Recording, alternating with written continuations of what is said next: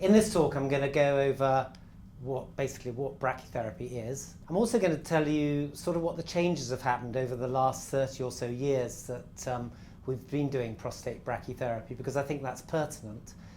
Just in the same way that surgery's got much better and using now robotic surgery compared to open and compared to laparoscopic, we've made similar changes when we do prostate brachytherapy. We know prostate cancer is very sensitive to the amount of radiation dose that we give in terms of chance of cure.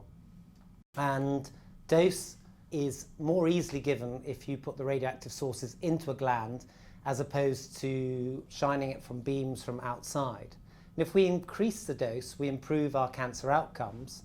And if we get the dose just in the right place, without treating too many of the normal structures around it, we improve quality of life. But when a patient comes into clinic, they've got to decide, what am I going to have? If you've got localized prostate cancer, your two tried and tested modalities of treatment with over 10-year follow-up is either high-dose radiation, be it brachytherapy, external beam, or having a radical prostatectomy, which may or may not need to be followed by external beam radiotherapy. So there is no difference in disease-free survival between having radical prostatectomy and brachytherapy in early prostate cancer.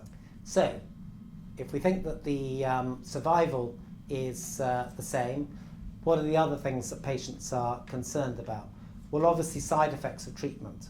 Again, difficult to get randomized data, but this is randomized data. This was from that same 200 patients who had surgery or brachytherapy. And this is urinary leakage, and perhaps not surprisingly, these bar charts, blue is rarely or never urinary leakage, yellow is about once a week, and you can see in the brachytherapy cohort it is very rare to get urinary leakage. With surgery, actually it was slightly harder than I'd expect. I would have thought that would have been more like 10%, but in fact 30% of people were still getting significant urinary leakage.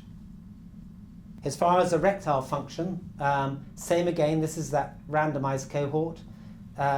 If you look on the graph here, good or very good is blue, this dark blue is fair. So in brachytherapy, 70% of people are getting fair erections. After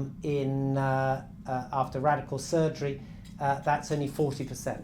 Patients obviously have to weigh up, and I think one of the main important factors in deciding whether somebody is suitable for any treatment is that they are given their choices. To conclude, I think that the data is out there. It's not a new treatment now. Brachytherapy is effective local treatment. I think the side effect profile of brachytherapy in suitable patients, and not all patients, as I say, are suitable, but if you've got a suitable patient with few urinary symptoms to start with, they do well in the long run. There is a typical 3 to 6 months period of acute urinary symptoms that settle.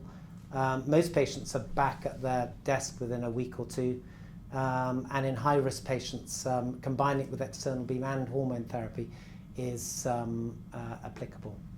Thank you.